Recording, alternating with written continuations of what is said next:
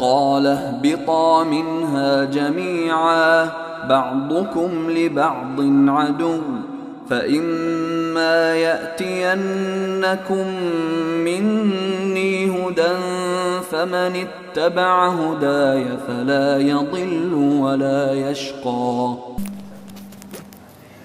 Assalamu alaikum wa rahmatullahi wa barakatuh.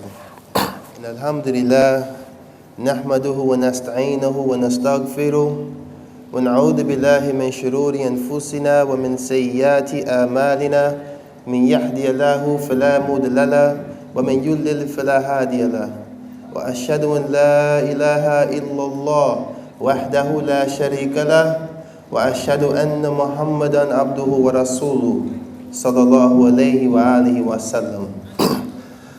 My brothers and sisters in Islam and my brothers and sisters from Adam, alayhi salam. I always like to start my speaking engagements by thanking the people who invited me. Because when we don't thank the people, we don't thank Allah subhanahu wa ta'ala. So thank you, brothers and sisters who participated for the sake of Allah and made this thing possible for me to be here. The hospitality has been amazing. Alhamdulillah. And may Allah reward you all. I go by the name of Amir Junaid, formerly known to many of you as Loon from Bad Boy Records. And for those of you that don't know me, you know, I used to be very, very successful in the music business. I was a successful songwriter. I was a successful artist. I wrote over 52 top 10 hits. I sold over 7 million records worldwide. I was able to travel the world and see and experience many, many things. I was born and raised in New York City in the streets of Harlem. For those of you who don't know, Harlem is like the mecca of many of the things that influence music and entertainment today. We were the epitome of those things. And growing up in this type of environment, by default, I was always exposed to a very dark side of life that consists of immense crime, violence, drugs, etc. And by being exposed to these things, many people who shared this harsh reality, we all sought out to find a way to escape this harsh reality, whether it was by way of playing sports, by way of excelling academically. But in more recent times, many of us developed this ability to rap and write songs. For myself, I never was really influenced by music growing up. I was more so influenced by the individuals in my neighborhood, many of the brothers who indulged in selling drugs, committing crimes, you know, and things of the likes. And this was the more dominant impression that was left with many of the youth in my community, even myself. And by default, we fell victim of these same activities that took place in the community. So this became my first teacher. My first teacher, I was exposed to drugs and violence. And growing up, being a young kid is very hard to express the emotions that come with living in these harsh realities. And at certain points, you feel so secluded from anything that may give you resolve that you start to bottle up all the emotions and frustrations that come with living in this type of reality. So for myself, you know, I dabbled in sports. I was pretty good in school, wasn't the greatest student. You know, I knew how to count money though. You know, so math was something I got easy. But I developed this ability to write. And many of you know from your early, maybe secondary school, the format to writing, which is to have a setting, a body, and a conclusion. So I took this understanding from school, and I started to utilize this format in a more therapeutic method of dealing with my day-to-day hustle and bustle of being in the streets. So what I would do, I would write down exactly what I was going through. And after a while, I started reading these things, and it started to remind me of how hard it was. So then I started to include my imagination into this writing and started using my imagination to resolve some of these affairs. Then gradually it started to turn into rhyme, and gradually it started to turn into songs. So I went through these steps for a period of time before one day my talent was discovered in the least likely way. I was standing in front of a building doing something I shouldn't have been doing, but it was a brother that I was very, very tight with, and I remember going inside the building and leaving my book. And it was a guy that was selling like this car. He said it was clean. I said, okay, it's clean, I'll pay for it. So I bought this hot car. Wallahi, I didn't even make it down the street with the car. And I got arrested. And the same brother who was standing there with me told me not to get in this car. But me being hard-headed at the time, I got in the car anyway. And I got arrested for grand theft auto. But when the brother came to pick me up from the precinct, which was very noble of him at the time, because a lot of times in the street, you believe your friends are your friends until you really have a problem, then you quickly find out who your friends are. So it was very noble of him to come to my rescue at the time and bail me out of prison. But the funny thing is, when he bailed me out, of course, he beat me up for like 5-10 minutes with the "I told you so." And I had to take it like a man, because he did tell me. But he started reciting things to me that sounded so familiar, and I was like, hold up. That sounds like something I wrote. So I remember being very shy and very bashful, because you know this whole macho thing, and a lot of you brothers out there, y'all know how it is when you're around the other brothers. You want to try to keep your chest poked out. You want to put extra bass in your voice. You want to sound like you just don't have no problems, or nothing can harm you. You know how it goes. I call it the poker face, So by trying to, conceal the emotion that I was having, hearing this guy recite some of my darkest and like my most deepest emotions, something that I kept concealed. And I was only using this as a therapeutic method to, suffice my own issues dealing with the streets. So hearing him saying, I became very shy. And after the "told you so," I was expecting him to kind of like slander me or beat me down about, this hidden talent that I had. But really, he encouraged me. He encouraged me. He said, yo, this is dope, man. Like, you should really continue doing this. Like, you should pursue this. And I'm looking at him like, yeah, all right, just give me my book. Just give me my book, man. I don't want to hear all that. So I took his advice. And I started to pursue writing. And I was writing and writing. And a lot of times, people would discover my ability to write, and they would always say they knew people. I know somebody that could probably help you. I know somebody, yeah, whatever, Never really took it serious. But I remember the first time I had the opportunity to write a song, and it was in 1995. I wrote a song for Shaquille O'Neal, out of all people. Many of y'all probably remember when Shaq thought he was a rapper, right? Well, I wrote some of those songs. And I started doing this ghostwriting for years. I never really had any intentions of being in the spotlight, never had any intentions of being, in the limelight or anything. But I ended up, my career really took off is when I met, Sean Puffy Combs, and I signed to Bad Boy Records. And from there, I wrote a lot of songs that were very big, and they became very international smashes. And I was exposed to a market that was so broad that it surpassed my own perception of what I thought success was. And it happened so fast that I wasn't even prepared for what was yet to come. Because a lot of entertainers, and I can speak for many of them, especially coming from the ghettos, we have a very short-range perception of what success is. We think mainly about like secular countries like in Europe, France, England. We think about reaching these kind of markets. We never think that this stuff can be propelled into, markets that are predominantly Muslim countries or things of this nature. So by having all this success and all of the wealth and the glitz and glamour that came with it, it quickly started to have like this reverse effect. Meaning that in the beginning, it was something I was thriving for. In the beginning, it was something I wanted so bad. And I had very pure intentions. I wanted to just get my grandmother a house.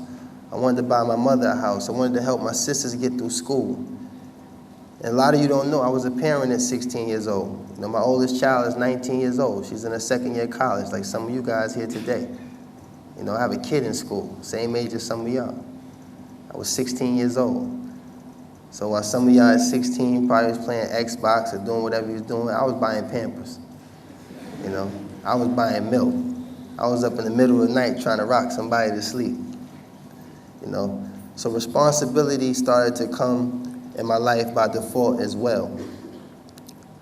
So basically, when you get the opportunity to fulfill some of these desires, and they're good desires, you want to do good for your family, you want to do good for the people that supported you through all the hard times, going to the studio, spending 17 hours in the studio, and never eating, never sleeping, just going through all this hard work. And you want to try to return this favor to those who supported you in all of this. But once you accomplish that, that's when you come to this fork in the road. That's when you start to realize, where do I go from here? What else is there to do? And this is when I used to seek refuge in material things. You know, you get frustrated, I just go buy a car. You buy a car, you get used to all the gadgets, you know, you get it up to 120 a couple of times, and it's like you're over it. It's like it's just a car now. You know, you go buy a chain. Then you see like somebody in another, you know, rap circle or something, maybe 50 Cent or somebody in his crew got a chain that's longer with more diamonds. Then you go back to the jeweler, you get yours a little bit longer with more diamonds. And it's like you become, you know, and eventually your chain be on the floor, you know. You know, you got to pick it up, put it in your pocket sometimes, you know. It just becomes ridiculous. Your watch just hides your whole hand. It just becomes real gaudy and just unnecessary. You just start looking really crazy. You see rappers walking around with strobe lights on. It just looks ridiculous, you know. And this is when, you know, you notice that we start competing in wealth. We start competing in materialistic things. And at the end of it all, there's no benefit in it. And then the most saddest part about it is once you get over the thrill, you have to start living vicariously through those who are less fortunate. Meaning I become a vampire, so to say. I'm not thrilled about it, but you coming around saying, oh, is that a Ferrari? It's like, oh, you never seen a Ferrari? Like, you know, I have to kind of like extract my joy from your excitement. To me, it was just a red car. But when you come and say, oh, is that a Ferrari? Is that the new such and such with the super kit? And all you start naming all this stuff with the dual exhaust, and it's like, yeah. Matter of fact, yeah, that's the Ferrari. Yeah, you know. You want to take a ride? Like, you know. So we had to start living vicariously through those who were less fortunate. And this is what the music business was designed to do. It was designed to glorify just a short-lived, you know, saying glorification of a lifestyle that's not consistent in everyone's life.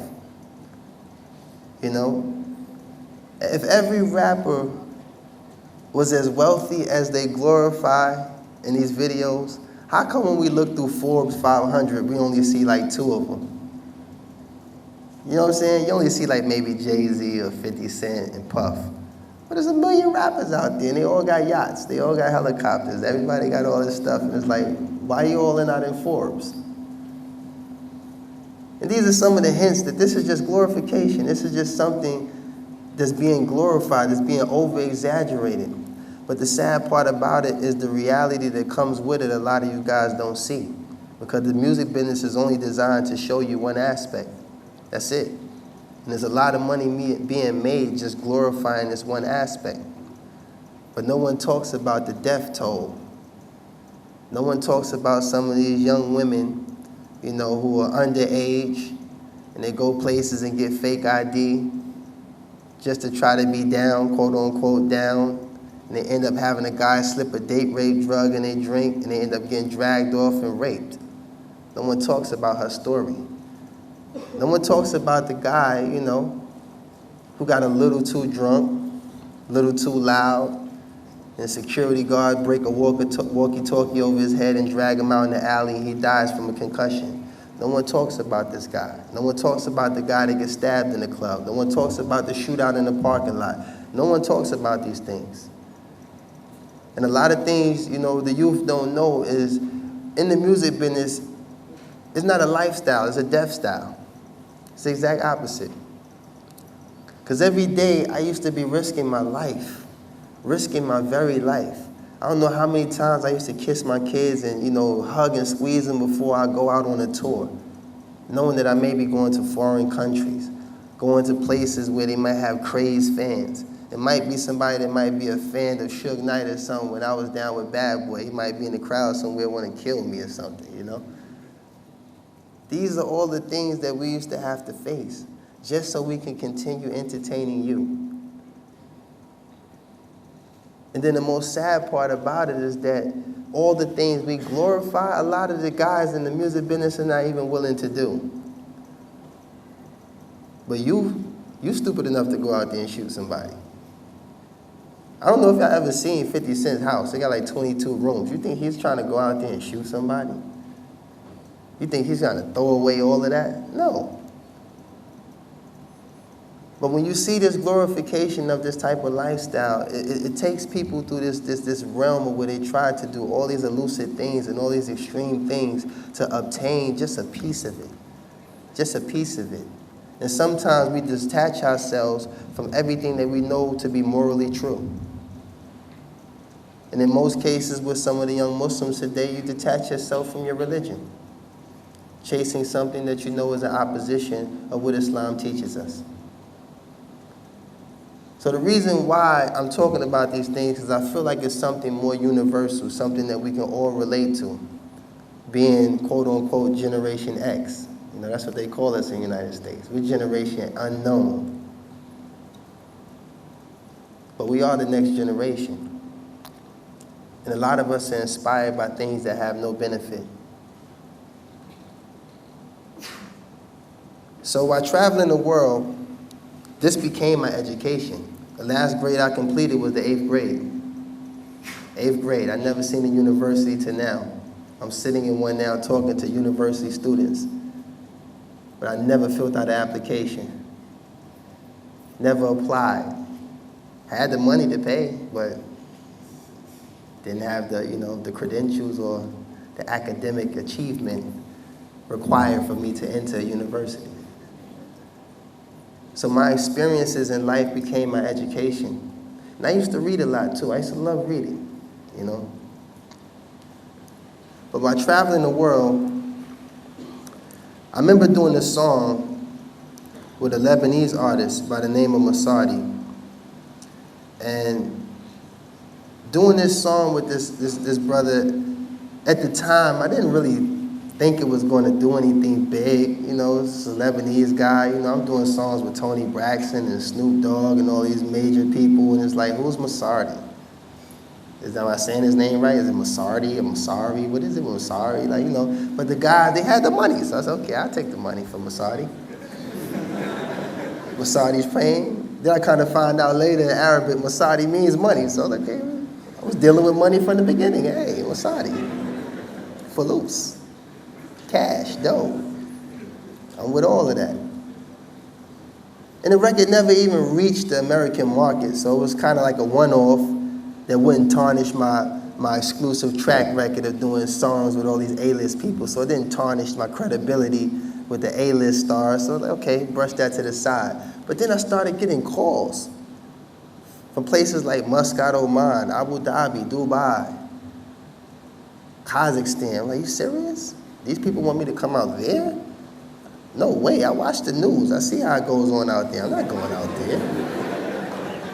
I'm American, and I'm ignorant at the time, so I don't know anything. I'm looking like I'm not going out there. Are you kidding me? You can't even hear the commentator. All you hear is shooting in the back. I'm not going out there. Every time you see the news, there's a guy like, yeah, and there's heavy fire in the background, and yes, they're trying to evacuate some civilians. It's like, I'm not going out there to do no song. Are you kidding me?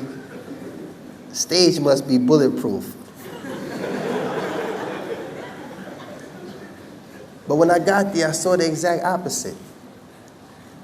So before I get into this description of what I saw, I want to take you a little bit back to New York City and how I was always exposed, to the presence of the Muslim.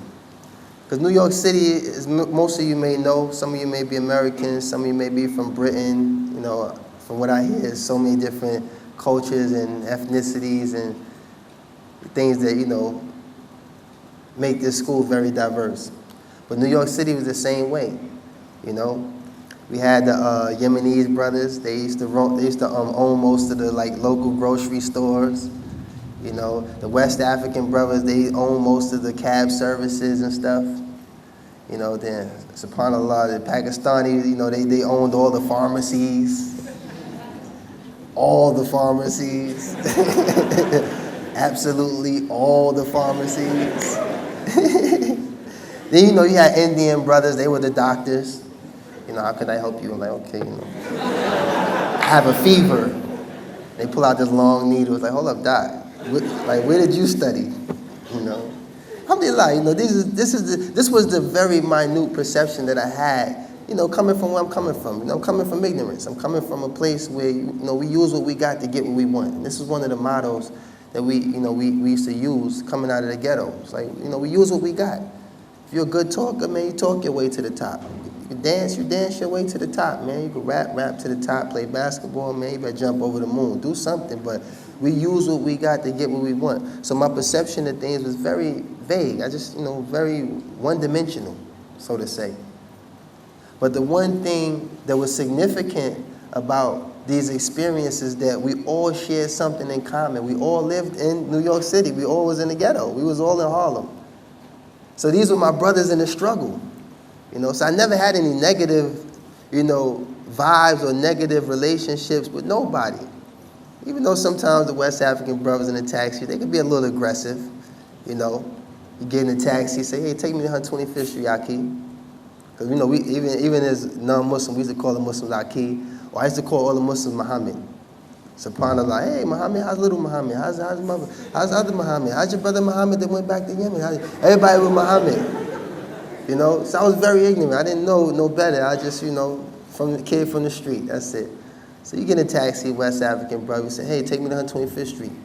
You know, you driving, get a phone call, something changed. Oh, you know what, Aki, could you stop on 137th? No, you said 125th. Like, calm down. No, you get out my cab now. Like, relax, man, relax. Calm down. You're supposed to be a Muslim, then relax.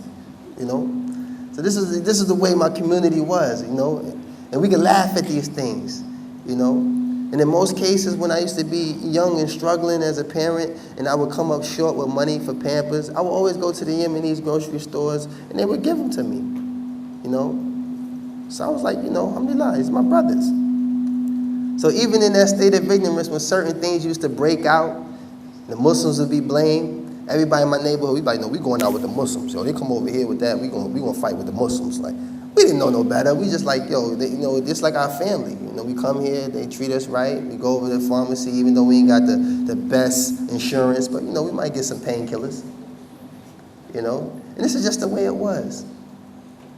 So me growing up in a Christian household, you know, my grandmother, she was in the United Negro College Fund Choir. I don't know if you're familiar with it, but it's a very big gospel choir.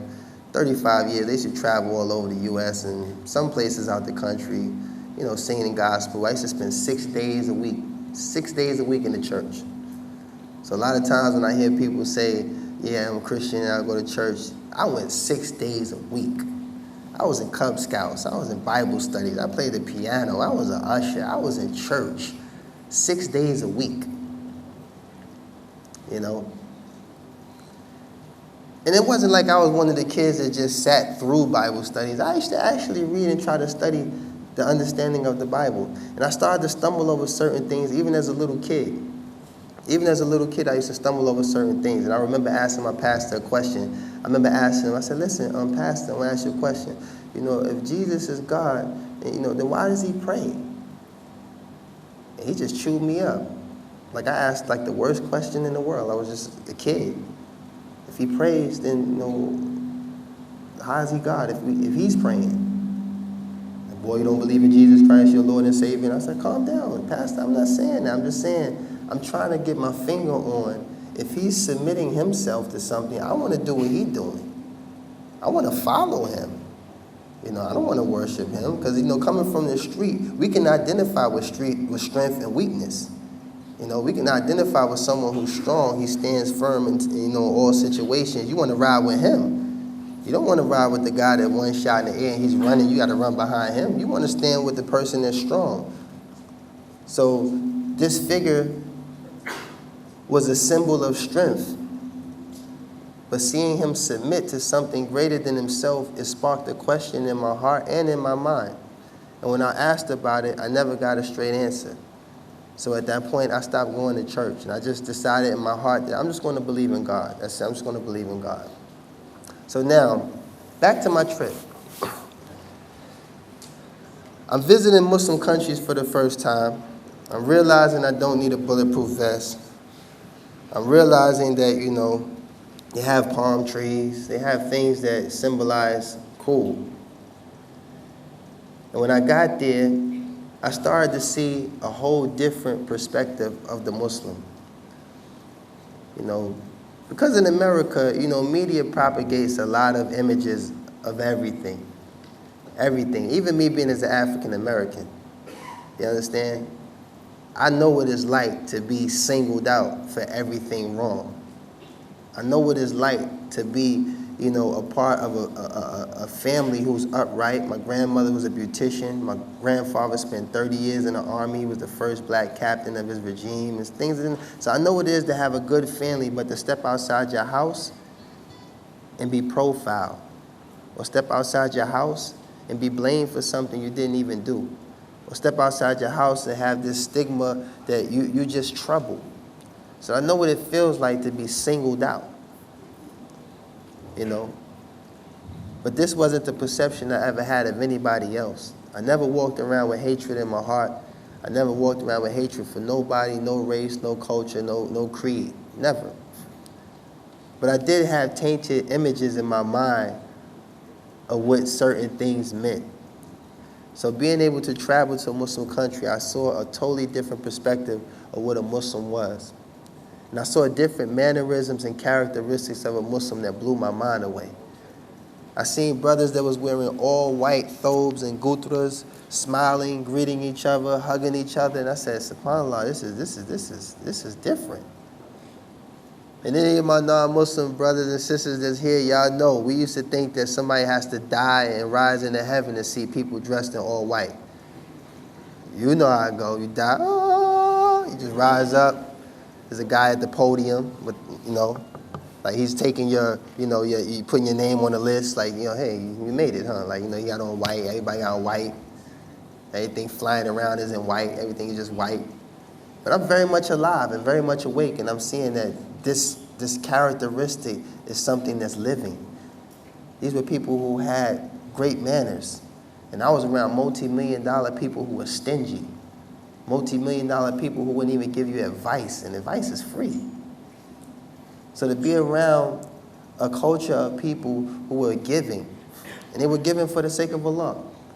I remember even visiting the Muslim brother house. The guys that hosted me, they took me to this Muslim brother house, and his hospitality was amazing. I came in the house, he's like, here, tafaddal. I was like, what tafaddal mean? I'm pointing, tapping the brother, like, what does tafaddal mean? I'm still a little ignorant, like, that mean kill me? Like, what does tafaddal mean? Does that mean get his feet? Because I see the F in it, like, what the tafaddal is? Like, what the faddal is he talking about? Alhamdulillah. But he meant sit. And when I looked to where he was pointing to the best chair in the house. Like, here, tafaddal, sit. Here, have tea, have shy, have this, have that, have that. And I'm sitting there accumulating all these gifts, and I'm like, nobody gives me nothing. I'm just ready to cry, like, nobody ever gives me anything, And unless it has an ulterior motive, no one gives you anything unless they want something, And you have to decide if you're willing to give before you accept. You understand? You're looking at the gifts and it's like, okay, this looking like he might want a couple VIP tickets or something. I don't know. What's your angle, Aki? What are you giving me this for again? When people used to game me, no, just being nice. You ain't just being nice. You want something. But for this brother, he didn't want nothing. He was just giving me stuff, and I'm watching his house disappear, and all this stuff he's giving me is just starting to disappear. And I'm like, if he keep giving me stuff, he ain't gonna have no place to live. Who's that nice? Who's that hospitable? You know, I'm thinking this guy's going, you know, pop up at the club later on like, yo, remember me? I gave you 17 dates, 3 books, a couple glasses of water, some tea. Remember me? Yeah, just me plus 3. We good? Like, it wasn't that. It wasn't no angle. It was just good hospitality. And all of these things started to take precedence, even when I went to Kazakhstan. Now, you know me coming from Jahiliyyah, I'm thinking Asian is Asian. I never knew that Persians or Pakistan, I didn't know that was Asia. I thought Asian was Asian. I thought you had to, wallahi, I'm not trying to be funny, but I thought you had to be like Chinese, or you had to look like, you know, Jet Li or something. So I'm in Kazakhstan, and I'm asking, I hung out with the president. Wallahi, I was with the president out there, and I remember asking him, like, listen, you know, how y'all say what's up? And I'm ignorant. I'm like, how y'all say what's up? What up? Like, you know, how y'all, you know, what's popping? Like, how y'all say that? Like, assalamu alaikum. Like, get out of here, man. You Chinese, man. You don't say no assalamu alaikum. You know, I'm getting my ears all ready for some other stuff that I could use as a mockery to joke with people, you know what I'm saying? I'm, you know, make up some stuff, like, you know. But he said, assalamu alaikum, and I'm looking at him like, come on, man. You ain't serious. You don't say assalamu alaikum. He said, nah, assalamu alaikum. It means peace be upon you. I said, I know what it means, man. I just don't, it don't look right coming out your mouth right now. You know? I had my ears set up for some other stuff. I had the record button and everything ready because I was going to go back to the, you know, Chinese restaurants in my neighborhood or the laundromats and start, you know, picking at them. But he didn't give me nothing to work with, man. He gave me salamu alaikum. I said, well, okay, well, alaikum salam. But this was showing me the diversity that came with Islam. Because remind you, I'm going to remind all of y'all, no one talked to me about Islam. You know, I accept this religion only by Allah's guidance. And I mentioned this earlier when I did my introduction, which is a part of the Khutbah al-Hajj, you know. But the Prophet ﷺ used to say, يَهْدِيَ اللَّهُ فَلَا مُضِلَّ لَهُ وَمَنْ يُضْلِلْ فَلَا هَادِيَ لَهُ. Whomsoever Allah chooses to guide, no one can lead them astray. And whomsoever Allah leads astray, no one can guide. That's simple. So you got to understand, as Muslims, we don't make Muslims. Only Allah makes Muslims. All Muslims do is convey this beautiful message of monotheism, of worshiping one God and one God alone. And this concept was something that I stumbled over many times in my life as a Christian. First commandment, thou shalt not place no other God before me. That sounds like God wants to be worshipped alone. Thou shalt not place no other God before me. There's even a verse in Isaiah where he says, you may know me and know that I am he. Before me no God was formed, nor shall there be any after me. For I am the Lord, and besides me there is no Savior. That's in the Old Testament. So once again, that sounds like he's negating that there's any partner or anything associated with his greatness, with his majesty. It's him and him alone. There's a lot of y'all students, Muslims and non-Muslims, you can relate to what I'm about to say. You're a student. You spend 4 years working hard, busting your butt to get this professor an A. And he turns around and gives you a grade to the janitor. How would you feel? How would you feel? 4 years, you done lost sleep. You don't even forgot your name sometimes. Left your keys a dozen times. But you made sure you had your books. You made sure you had everything to, you know, suffice this need to have this grade, this need to pass. And they give everything that you work for to the least likely candidate. This guy over here who does nothing but mop the floor. He gets an A. How would you feel? That would bother you. That would bother you. Same way some of y'all parents who may have spent all this money. And you decide on your 4th year you want to drop out. How do you think your parents feel? Like, subhanAllah, we invested all of this in you and all of a sudden you just went left. What type of gratitude would that be?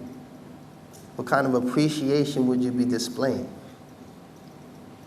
So when you take that to another level, when you look at your Creator created the heavens and the earth and everything in it. No one helped him. No one assisted him in this creation. He created it all. But you turn around and you worship this podium. How you think that will make your creator feel? You get sick, you call on a saint or some other person, like, he created you though. He was your creator. Who knows you better than the one that created you? He actually decreed that you would be sick that day. So would it only be incumbent upon you to return back to that for the cure? If he decreed you to be sick, then that means he can decree your wellness. And this is the simplicity with Islam. So when I ran into this truth, by way of visiting Muslim countries, by way of being able to bear witness to the characteristics and mannerisms of the Muslims, the hospitality, the culture, the everything, and then when I heard the adhan, that pretty much almost sealed the deal for me. You know, because I was an artist. I used to spend hours on top of hours in the studio trying to make songs that make you look stupid in the club. So you just be dancing around looking crazy and, you know, you just bugging out. Some of y'all can't even dance. Y'all just there, just looking stupid. I remember that dumb dance. I used to be in the club. People, the point dance was like, subhanAllah, what is that? You know, I'm just sharing my state presently, and then I'll show you later on in the talk the beauty that came out of that. Because all of us are adults, and we're all going to come to forks in the road, and we have to make sound decisions. So in my case, I lived a life of falsehood. I lived a life of violence. I lived a life of crime. You know, in my society, I'm considered a failure. I'm a predicate felon. I'm an 8th grade dropout. I'm considered a failure. So when they have little applications that say, have you ever been convicted? I just walk out. It don't even make no sense putting a check there. It don't even make no sense lying.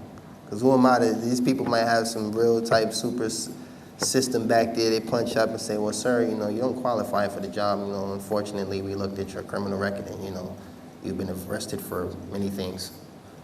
This job is not for you. You understand? So I can only resort to the talent that I had. So it wasn't about raising my ego, giving fuel to this alter ego. I was Loon since I was 13. That's a nickname I got from being in the streets. Loon, short for loony. From the Arab brothers, Majnoon. Yeah, I know what Majnoon means. Crazy.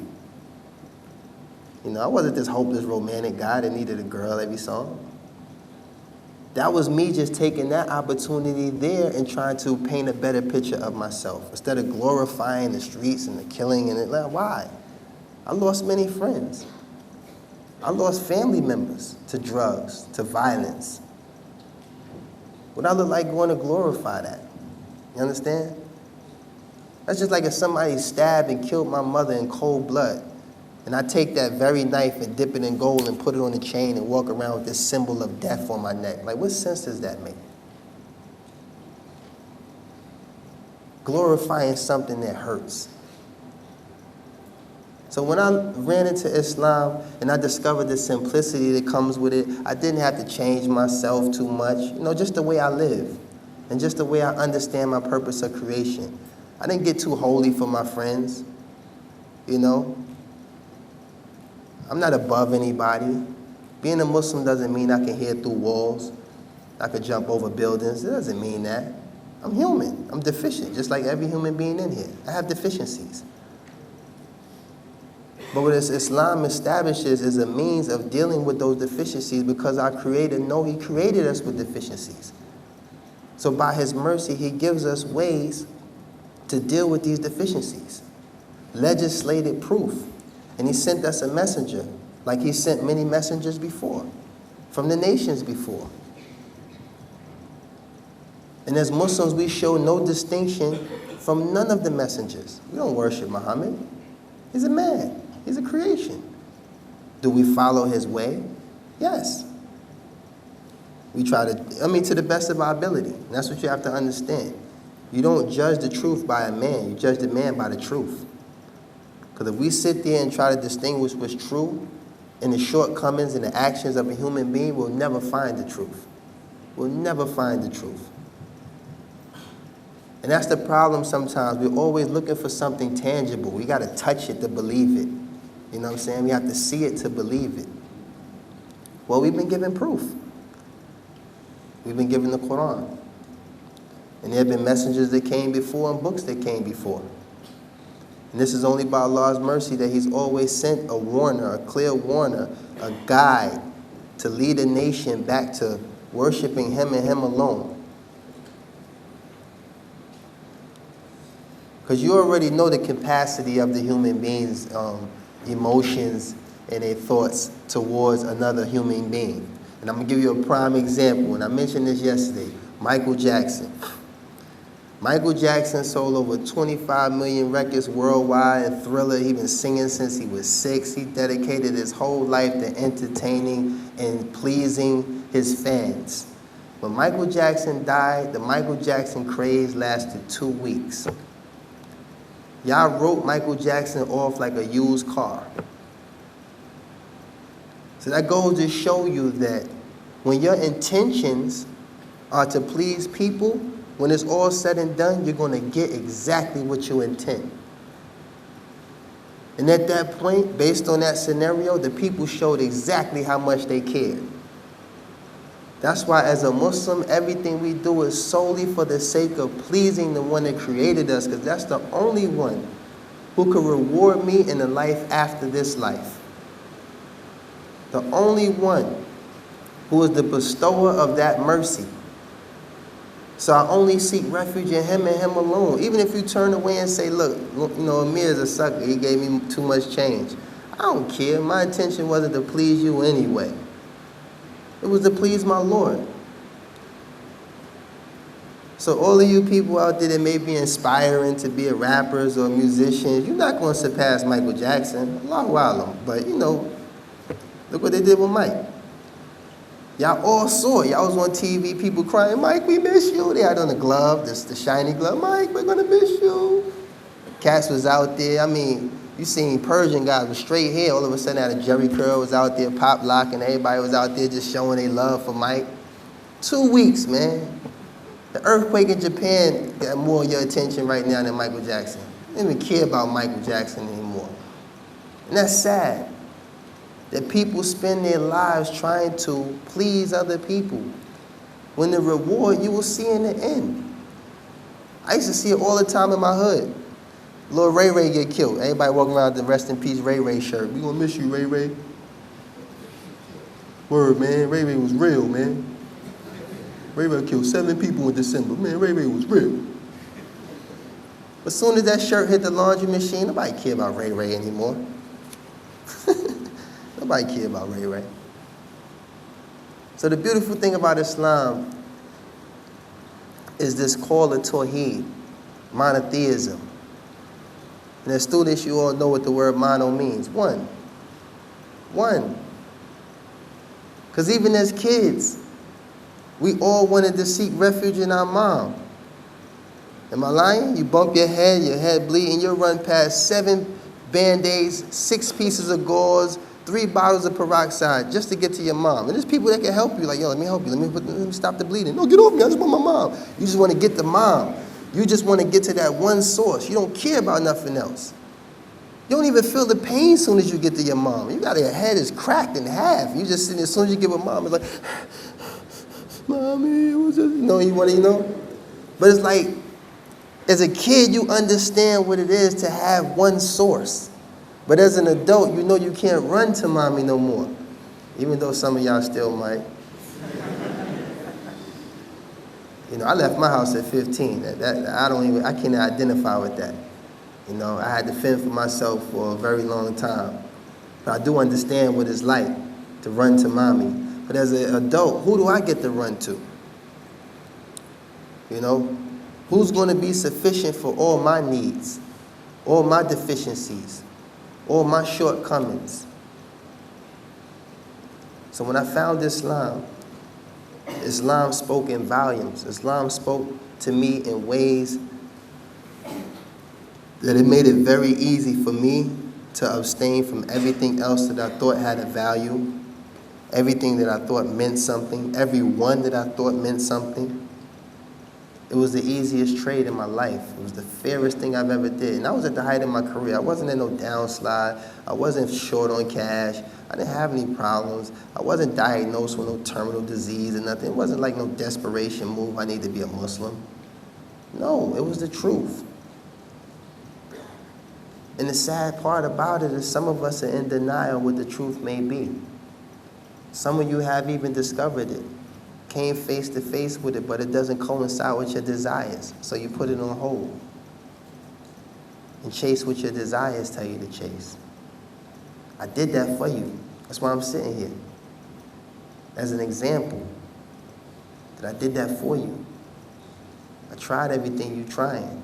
I did everything that you're trying to do. I did what you shouldn't be doing. I did what you're attempting to do. I did what you thought about doing. You know, I did a lot of stuff. You know, and to be forgiven for these things and be given a clean slate. Entering the fold of Islam. La ilaha illallah Muhammadan Rasulullah. From that day, all my bad deeds were removed and turned into good deeds. And I got a clean slate. So now I'm held accountable for everything I know from this point on. You can't get that with no Oprah Winfrey remix or like no Jenny Jones makeover. You can't get that. It doesn't work. You change your hair red and call yourself Strawberry. Sister, it's not going to work. You know, you can stop being Muhammad and call yourself Mo. It's not going to change. I know about these little quick fixes. Everybody thinks it's a quick fix. I'm going to go with the Mohawk this month. No, it's not going to work. It's not going to work. There's always going to be somebody that knows you, spot you. Like, Henry, that's you. Who's Henry? I don't know who Henry is. You don't try to change your voice. Come here, man. I know you is, man. You know? So, alhamdulillah, you know. I guess I just wanted to share just a little bit of the mind state and the emotions that came with being who I was and coming to, you know, this beautiful religion of Islam. You know, and I hope that this can be a reminder, not just for the Muslims, but for the non-Muslims as well, to reflect and ponder on your purpose of creation. Why you were created? Why are you here? This has to be a question that crosses your mind every day. Why are you here? What was your purpose of being created? Was it for you to just enjoy life the way you see fit? Is it just for you to just, I guess, you know, burn yourself out and then once some of the things that you thought had value don't have value no more, now you want to settle down? 'Cause I know all these scenarios. I've been around all these people, you know. Once guys start getting gray hair, they, you know, they don't feel like they're hot no more. So it's like, I need to just really, you know, try to go track down Judy. She used to really be in love with me. I hope she still is. I'm going gray. I'm losing my hair. Hopefully she'll like me. You know, women as well, once the, you know, the thrill is gone, you're not the hottest chick anymore, you're the old chick in the club now. Now you want to get married. Yeah, I'm going to be real with you. I'm from the street. You know, but alhamdulillah, I'm a Muslim. You know. But these scenarios, you know, they're real. We can be in denial all we want, but these are real scenarios. You know. Some of us feel like we're not fully accomplished in sin before we make this decision to do what's right. I still got a few more things I need to do. You know, I haven't had Cristal yet. Maybe I'll be a Muslim after I, you know, have a couple bottles of that. Like, it's like, you know, people just feel like they're not fully accomplished in sin yet. So I still have a few more kinks to get out before I start considering what I know to be true. And it's in your heart. This is your fitrah. This is your natural disposition. You're created to know that there's only one creator. You know this. If you were sitting alone on an island and you seen the sunrise, sunset, moonrise, moonset, grass growing, you know ain't no man doing that. That's instinctive. You was already created to know this. The choice is, are you going to testify that it's true? Are you going to make that commitment, knowing that this to be true, that there's only one created, there's only one worthy of worship, there's only one. There's only one. And there's always been one. It's never been two or three, it's always been one. Alhamdulillah, since I've been Muslim, my grandfather, he's 89 years old. He accepted Islam. My son, he's 14 years old. He was at the height of being Loon's son. Motorcycles, he had it all. But even he's seen it. I didn't convince him. I wasn't even in town when he became a Muslim. And most of my friends and relatives, they just see the consistency and the sincerity of what I'm upon, that he's serious. And everybody that ever knew me knew I never was a follower. I wasn't nobody looking to be nobody else. I was happy with being Loon. I was Loon since I was 13 years old. I wasn't confused about my identity. Y'all didn't see me with 7 different haircuts through my little career. I had the same haircut, the same style, same swag. I was just me. I was happy with being who I was. That was me before you met me on TV. I was always, cool in my skin. Some of us have identity issues. And that's one of the biggest issues of growing and going through transition from adolescence to a man. You have this, you have to shed the boyish image and try to grow into this man figure. And that becomes confusing for some of us. Some of us start reaching. Want to look like another man, or, na'udhu sometimes you might not even want to look like a man. Astaghfirullah. But I just want to open up the forum for all of y'all to ask questions, and I'll answer them to the best of my ability. I'm not sitting before you as no scholar. I'm not your sheikh. You understand? I'm just a Muslim. Just a servant of Allah. A slave of Allah. Being a slave of Allah frees me from any other form of slavery. I can't be a slave to drugs. I can't be a slave to nothing else. I'm a slave of the Most High. Not the son. Not the child. I'm a slave. Because even sometimes if you just change that one linguistic meaning from son to slave, your relationship would be a whole lot better. Because sometimes thinking you're the son, it makes you very lackadaisical. And I'll give you a scenario. If your father had a job, he ran a business, he told you, his son, to come to work at 8. You show up at what? 8:30, 8:45, 9. Sometimes you don't even come. Why? Because it's your dad's job. It's your dad. And dad'll get over it. It's just dad. That's how you think. Instinctively, it's just dad. Dad tell you don't take his car out, you take it out anyway, you get one little scratch on it, dad'll get over it. He has another Cadillac. But if it was your boss, subhanAllah, this man has no relation to you. You don't have the same blood flowing through your veins or nothing. This is just some guy that graduated from some Ivy League college and he's your boss. He said get to work at 6, you there at 5:45. And you got his coffee in hand. You a sucker. Like, hey, boss, how you doing today? You don't even like him. You just bring this guy. I got it just the way you like it. 3 sugars and milk. I got it just the way you like it. See how easy it is for you to submit for something that you think going to be a benefit for you? See how fast? Your first day at work, you taking gum from under the table. You doing all kinds of stuff. 5 years on the job, you walk around with your Mickey Mouse slippers. You're comfortable now. But in the beginning, you was on pins and needles. Pins and needles. You know how it is. You be in the office, paperclip flight. You be sending paper clips and fighting. The boss is coming in. Everybody get by a terminal. See how quick it is you obey? When your check is involved, when your pension is being questioned, when your grade, subhanAllah. These are the things you need to reflect on. Ask yourself, what are you willing to submit to versus what you should submit to? And I hope someone asks questions along that vein. Don't be shy, please. I am a normal human being. I cannot judge or critique no one. I am Layman Damon from Lamesville, USA. I am nobody. I am just a Muslim.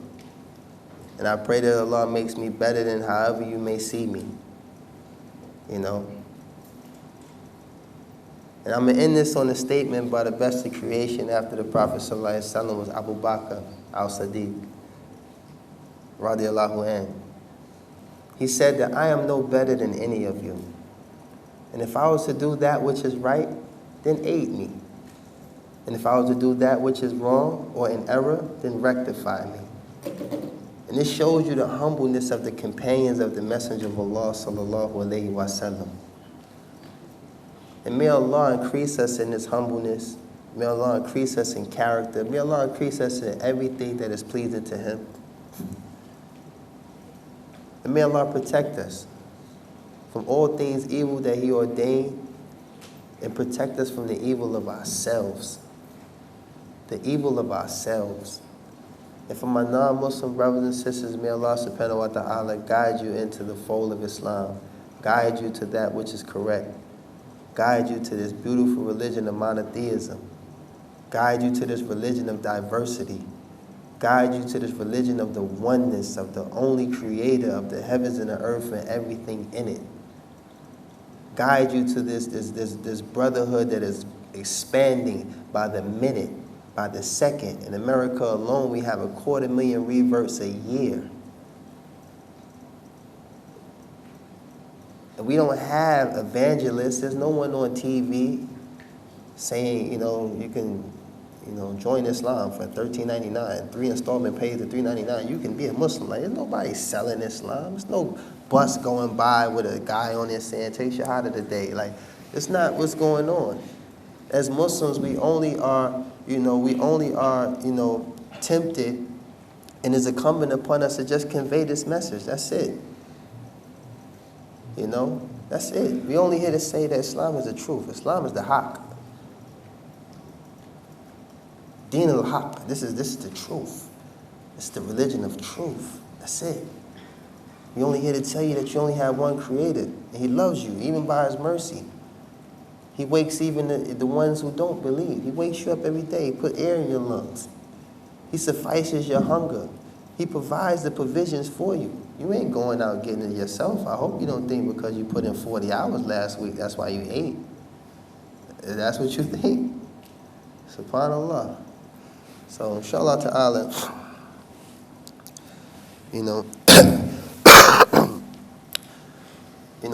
very difficult trying to generalize a talk and be fair to everyone. And may Allah reward me and all the brothers for trying to conduct ourselves in such a manner, because this is one of the characteristics of the Muslim. But just so I can identify with my audience, inshallah, I want to ask by show of hands, how many brothers and sisters here are born and raised Muslim? MashaAllah. Now, how many brothers and sisters here, such as myself, reverted to this beautiful religion of Islam? It's kind of dark up there. I think I see about 10. Alhamdulillah. And the reason why I use the term revert, because convert is not the term that's used. Revert means you're returning back. Convert means, for someone to be introduced to this beautiful religion and convert to something other. Revert means you're only returning back to your natural disposition. And your natural disposition, your natural inclination is monotheism. Monotheism. Mono, one. It's not complicated. You understand? To have one source and do any and everything to the best of your ability to please that one source. Because Allah subhanahu wa ta'ala is Ar-Rahman. He is the most merciful. The most merciful. Jazakumullah khairan. Assalamu alaikum wa rahmatullahi wa barakatuh.